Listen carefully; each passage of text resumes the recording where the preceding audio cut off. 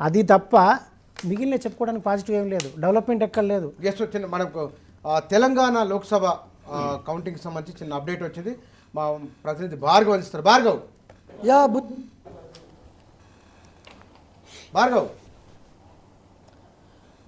ముందు 17 మనకున్న 17 లోక్సభ నియోజకవర్గాల్లో ఇంత కింది వరకు బీజేపీ వర్సెస్ కాంగ్రెస్ కొనసాగింది. పోటాపోటీ ఉన్నది ట్రెండ్స్లలో. ఇప్పుడు ఏ పార్టీ ఏ నియోజకవర్గంలో ఎవరు లీడింగ్లో ఉన్నారు?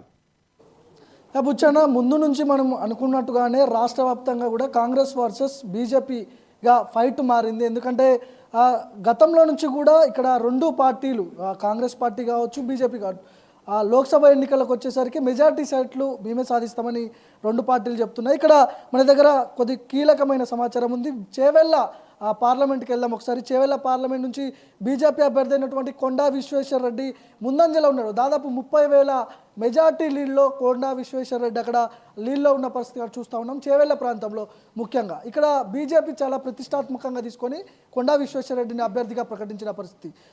నల్గొండలో కాంగ్రెస్ అభ్యర్థి అయినటువంటి కుందూరు రఘువీర్ రెడ్డి అవుట్ రైడ్గా ఆయన ముందు నుంచి కూడా ఫస్ట్ రౌండ్ నుంచి కూడా ఇప్పటి వరకు లీడ్లోనే ఉన్నాడు. దాదాపు ఆయన కూడా పెద్ద మెజార్టీతో లీడ్లో ఉన్న పరిస్థితి మనకు తెలుస్తూ ఉంది.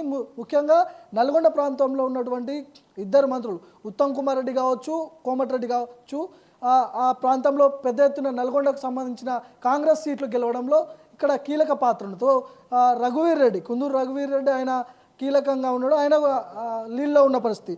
ముఖ్యంగా ఇక్కడ కరీంనగర్ వచ్చేసరికి బీజేపీ అభ్యర్థి బండి సంజయ్ లీడ్లో ఉన్నాడు. ఇక్కడ వెలిచాల రాజేందర్ రావు, అదేవిధంగా బోయిన్పల్లి వినోద్ కుమార్, వాళ్ళు కూడా ఇద్దరు రెండు పార్టీల నుంచి పోటీలో ఉన్నాడు. ఇక్కడ ముందు నుంచి ఫస్ట్ రౌండ్ నుంచి కూడా బండి సంజయ్ సిట్టింగ్ ఎంపీగా ఉన్నాడు. ఆయనే ప్రస్తుతం లీడ్లో ఉన్నాడు, ముందంజలో ఉన్నట్టు కూడా తెలుస్తూ ఉంది. మెదక్ వచ్చేసరికి ఫస్ట్ రౌండ్లో అక్కడ వెంకట్రామిరెడ్డి, బీఆర్ఎస్ అభ్యర్థి అయినటువంటి వెంకట్రామిరెడ్డి ముందంజలో ఉన్నాడు. రెండో రౌండ్ తర్వాత మళ్ళీ కొన్ని పరిణామాలు చేంజ్ అయ్యాయి. బీజేపీ అభ్యర్థి అయినటువంటి రఘునందన్ రావు అక్కడ మళ్ళీ లీడ్లోకి వచ్చాడు, ముందంజలోకి వచ్చాడు. మూడో రౌండ్లో వెంకట్రామిరెడ్డి వచ్చినప్పటికీ అంత ఫైట్ ఇవ్వలేదు. మళ్ళీ అక్కడ రఘునందన్ ముందంజలో ఉన్న పరిస్థితి చూస్తూ ఉన్నాం. మల్కాజ్గిరిలో బీజేపీ వన్ సైడ్గా అక్కడ మొదటి రౌండ్ నుంచి కూడా ఈటల రాజేందర్ బీజేపీ అభ్యర్థిగా ఉన్నాడు. ఆయన ముందంజలో ఉన్నట్టు కూడా తెలుస్తూ ఉంది. సో ఇప్పటి వరకు 4 రౌండ్లు పూర్తయ్యాయి. ఇప్పటి వరకు కూడా బీజేపీ అభ్యర్థి అయినటువంటి ఈటల రాజేందర్ ముందంజలో ఉన్న పరిస్థితి చూస్తూ ఉన్నాం. మహబూబ్ నగర్లో ఫైట్ చాలా టఫ్గా ఉంది. ఇక్కడ బీజేపీ అభ్యర్థి అయినటువంటి డీకే అరుణ లీడ్లో ఉన్నది. అంటే మొదటి రౌండ్లో నుంచి కూడా బీజేపీ అభ్యర్థి అయినటువంటి డీకే అరుణ చాలా గట్టి పోటీ ఇస్తున్నది. ఇక్కడ 11,000 అంటే దాదాపు 11,000 లీడ్లో డీకే అరుణ ఉన్నట్టు కూడా తెలుస్తూ ఉంది. మహబూబ్ నగర్లో మొత్తానికి ఇక్కడ బీజేపీ ముందంజలో ఉంది ఫస్ట్ రౌండ్ నుంచి కూడా. ఇక్కడ నిజామాబాద్ వచ్చేసరికి సిట్టింగ్ ఎంపీ అయినటువంటి బీజేపీ అభ్యర్థి ధర్మపురి అరవింద్ దాదాపు 38,000 మెజార్టీ లీడ్లో ఆయన కనిపిస్తూ ఉన్నాడు, ముందంజలో ఉన్నాడు. నిజామాబాద్ పార్లమెంట్ సెగ్మెంట్కి వచ్చేసరికి ఇక్కడ పెద్దపల్లి కాంగ్రెస్ అభ్యర్థి అయినటువంటి గడ్డం వంశీకృష్ణ ఆయన లీడ్లో ఉన్నాడు. అక్కడ కాంగ్రెస్ పార్టీలో వాళ్ళ ఫ్యామిలీ నుంచి 2 ఎమ్మెల్యేలు ఉన్నారు కాబట్టి అక్కడ ఆ ప్రభావం కొనసాగుతుంది. ఖచ్చితంగా ఇక్కడ మొదటి రౌండ్ నుంచి కూడా గడ్డం వంశీకృష్ణ కాంగ్రెస్ అభ్యర్థి ఆయన మొదటి రౌండ్లో నుంచి కూడా ముందంజలో ఉన్న పరిస్థితి చూస్తూ ఉన్నాం. కంటోన్మెంట్ బైపోల్ ఇక్కడ చాలా కీలకంగా మారనుంది. శ్రీ గణేష్ కాంగ్రెస్ పార్టీ అభ్యర్థిగా ఆయన ఉన్నాడు. అక్కడ గతంలో ఆయన బీజేపీ పార్టీ అభ్యర్థిగా పోటీ చేసి ఓడిపోయాడు, రన్నర్అప్గా నిలిచాడు. ఇక్కడ కంటోన్మెంట్ బైపోల్ గతంలో నుంచి కూడా బీఆర్ఎస్ కంచుకోట, సాయన్న కుటుంబం వాళ్ళ తర్వాత వాళ్ళ కూతురు లాస్య నందిత మరణం తర్వాత అక్కడ బైపోల్ వచ్చింది. దాని తర్వాత శ్రీ గణేష్ గతంలో రన్నర్అప్గా నిలిచాడు. అధికారంలోకి కాంగ్రెస్ పార్టీ రావడం ఇక్కడ కాంగ్రెస్ పార్టీకి ప్లస్ అయ్యే అవకాశాలు కనిపిస్తూ ఉన్నాయి. శ్రీ గణేష్ ముందంజలో ఉన్నాడని కూడా చెప్పుకోవచ్చు. జైరాబాద్ కాంగ్రెస్ పార్టీ అభ్యర్థి అయినటువంటి సురేష్ షట్కర్ అక్కడ 11,000 మెజార్టీ లీడ్లో కనిపిస్తూ ఉన్నాడు, ముందంజలో ఉన్నాడు. జైరాబాద్లో అంటే ఇంతకుముందు వరకు బీబీ పటేల్ ఒక ముందంజలో ఉంటాడని ఒక చర్చ జరిగింది. కానీ అది ఇప్పుడు కాంగ్రెస్ పార్టీ అక్కడ అభ్యర్థి అయినటువంటి సురేష్ షట్కర్ ముందంజలో ఉన్నట్టు కూడా తెలుస్తూ ఉంది. మహబూబ్ నగర్ కాంగ్రెస్ పార్టీ అభ్యర్థి అయినటువంటి బలరాం నాయక్ ఆయన మాజీ మంత్రికి పనిచేసిన అనుభవం ఉంది. అక్కడ దాదాపు 33,000 మెజార్టీ లీడ్లో బలరాం నాయక్ కొనసాగుతున్నాడు. ఆయన కూడా ముందంజలో ఉన్నాడు. మహబూబాబాద్ సంబంధించిన పార్లమెంట్ సెగ్మెంట్లో కాంగ్రెస్ పార్టీ ముందంజలో ఉంది. ఇక నాగర్ కర్నూలు కాంగ్రెస్ పార్టీ అభ్యర్థి అయినటువంటి మల్లూరు రవి ఆయన 7,000 మెజార్టీ లీడ్లో ఉన్నాడు. అక్కడ కాంగ్రెస్ పార్టీ చాలా ప్రతిష్టాత్మకంగా తీసుకున్నది. బట్టి విక్రమార్క కూడా ఇండైరెక్ట్గా సపోర్ట్ చేసిన నేపథ్యం కనిపిస్తూ ఉంది. బీఆర్ఎస్ అభ్యర్థి అయినటువంటి ఆర్ఎస్ ప్రవీణ్ కుమార్ పెద్దగా పోటీ ఇవ్వనప్పటికీ కూడా పోతుగంటి భరత్ బీజేపీ వర్సెస్ కాంగ్రెస్గా మారుతుంది ఫైట్. అక్కడ ముందంజలో మాత్రం కాంగ్రెస్ పార్టీ అభ్యర్థి అయినటువంటి మల్లు రవి కనిపిస్తూ ఉంది ఇక్కడ. సో ఆదిలాబాద్ విషయానికి వస్తే బీజేపీ నుంచి ఉన్నటువంటి గోడం నాగేష్ సిట్టింగ్ స్థానం, అది ఆదిలాబాద్ సిట్టింగ్ స్థానం, అభ్యర్థిని మార్చినప్పటికీ కూడా బీజేపీ అక్కడ దూసుకొని వెళ్తుంది. అక్కడ దాదాపు 40,000 మెజార్టీ లీడ్లో బీజేపీ ముందంజలో ఉన్నట్టు కూడా తెలుస్తూ ఉంది. సో ఖమ్మం కాంగ్రెస్ అవుట్ రైడ్గా అక్కడ ఖచ్చితంగా ఉమ్మడి ఖమ్మం జిల్లా వ్యాప్తంగా ఒక డిప్యూటీ సీఎం, 2 మంత్రులు వీళ్ళందరూ కూడా పనిచేసిన నేపథ్యం, రాజ్యసభ సభ్యురాలు రేణుకా చౌదరితో పాటు వీళ్ళంతా ఈ క్యాడర్ మొత్తం కూడా పనిచేసింది. అక్కడ అవుట్ రైడ్గా రామ సహాయం రఘువీరారెడ్డి ఆయన 50,000 మెజార్టీ లీడ్లో కనిపిస్తూ ఉన్నాడు. కాంగ్రెస్ పార్టీ అక్కడ ముందంజలో ఉన్నట్టు కూడా తెలుస్తూ ఉంది. పెద్దపల్లి కాంగ్రెస్ పార్టీ అభ్యర్థి అయినటువంటి గడ్డం వంశీకృష్ణ ఇంతకుముందే చెప్పాం. తాజాగా వచ్చిన సమాచారం 31,000 మెజార్టీ లీడ్లో గడ్డం వంశీ కనిపిస్తూ ఉన్నాడు. ఇక్కడ కాంగ్రెస్ పార్టీ ముందంజలో ఉంది. పెద్దపల్లికి వచ్చేసరికి సో భువనగిరి చాలా హాట్గా నడుస్తుంది రాష్ట్ర వ్యాప్తంగా.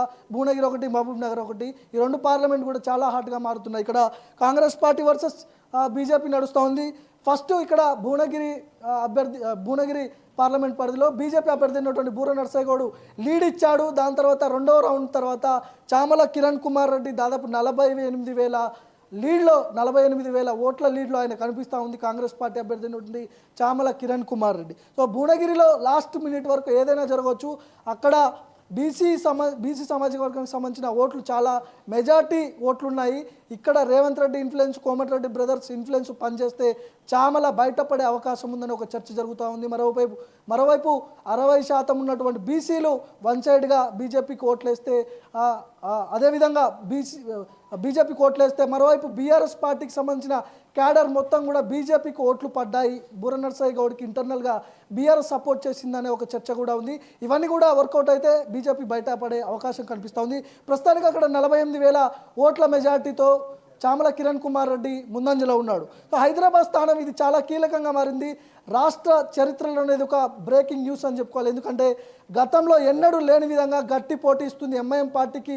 గట్టి పోటీ ఇస్తున్నటువంటి బీజేపీ అభ్యర్థి అయినటువంటి మాధవి లత ఇక్కడ గట్టి పోటీ ఇస్తున్నది. ఎందుకంటే ఆమె చాలా గతంలో నుంచి కూడా చాలా కాంట్రవర్షియల్ వాతావరణం ఇక్కడ హైదరాబాద్లో నెలకొంది. హైదరాబాద్ 3rd రౌండ్లో ఎంఐఎం లీడ్ వచ్చేసింది. ఇప్పుడు తాజాగా ఉన్నటువంటి సిచ్యువేషన్లో 2nd రౌండ్లో బీజేపీ అభ్యర్థి అయినటువంటి మాధవి లత అక్కడ ముందంజలో ఉంది. ఇప్పుడు తాజాగా వచ్చిన సమాచారం హైదరాబాద్ 3rd రౌండ్లో వచ్చేసరికి ఎంఐఎం అక్కడ లీడ్లో కనిపిస్తూ ఉంది. మొత్తానికి ఇక్కడ రాష్ట్ర వ్యాప్తంగా ఉన్నటువంటి పార్లమెంట్ సెగ్మెంట్లలో 17 పార్లమెంటు సెగ్మెంట్లలో కాంగ్రెస్ పార్టీ వర్సెస్ బీజేపీగా నడుస్తూ ఉంది. ఒక మెదక్ పార్లమెంటు స్థానానికి వచ్చేసరికి 2వ రౌండ్లో ఇక్కడ బీఆర్ఎస్ అభ్యర్థి అయినటువంటి వెంకట్రామిరెడ్డి లీడ్ ఇచ్చాడు. దాని తర్వాత 3వ రౌండ్లో మళ్ళీ బీజేపీ అభ్యర్థి అయినటువంటి రఘునందన్ రావు లీడ్ ఇస్తున్నాడు. ముందంజలో ఉన్నాడు రఘునందన్ రావు. సో 17 పార్లమెంట్ స్థానాలకు సంబంధించి టైట్ వార్ నడుస్తూ ఉంది. మహబూబ్ నగర్ ఒకటి, భువనగిరి ఒకటి, హైదరాబాద్ ఒకటి చాలా హాట్గా నడుస్తూ ఉన్నాయి.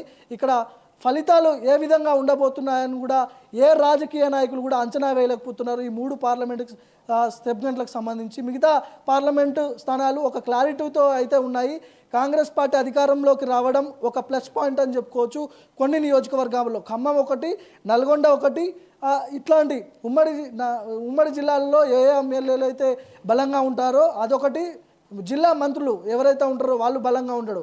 ఉత్తమ్ కుమార్ రెడ్డి, కోమటిరెడ్డి బ్రదర్సు, అటు ఖమ్మం వెళ్తేనేమో రాజ్యసభ సభ్యురాలు రేణుకా చౌదరి, డిప్యూటీ సీఎం తుమ్మల నాగేశ్వరరావు, మంత్రులందరూ ఉన్నారు. ఉమ్మడి ఖమ్మం జిల్లా, ఉమ్మడి నల్గొండ జిల్లా వ్యాప్తంగా టోటల్గా ఇక్కడ కాంగ్రెస్ పార్టీ స్వీప్ చేసే అవకాశాలు ఉన్నాయని కూడా తెలుస్తూ ఉంది. సో మళ్ళీ కీలక అప్డేట్స్తో మీ ముందుండే ప్రయత్నం చేస్తాం. Thank you. హైదరాబాద్ తెలంగాణకు సంబంధించిన వాటిల్లో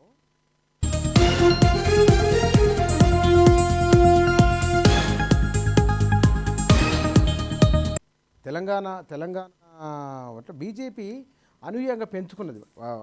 భువనగిరి నియోజకవర్గంలో బీసీ ఒక చర్చ జరిగింది.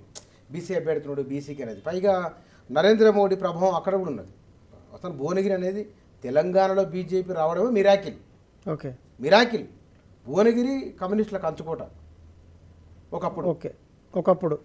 ఒక ఉమ్మడి నల్గొండ జిల్లానే మొత్తం అవునులే. పీడిఎఫ్ 1952 నుంచి తీసుకుంటే లేదు బీజేపీ. ఇవాళ 80 తర్వాత కూడా కరీంనగర్లో విద్యాసాగర్ రావు గెలవడం, అవును, విద్యాసాగర్ రావు గెలవడం, అది 2 సార్లు గెలిచాడు ఆయన. 2 సార్లు గెలవడం, మిగతా ప్రాంతాల్లో లేదు.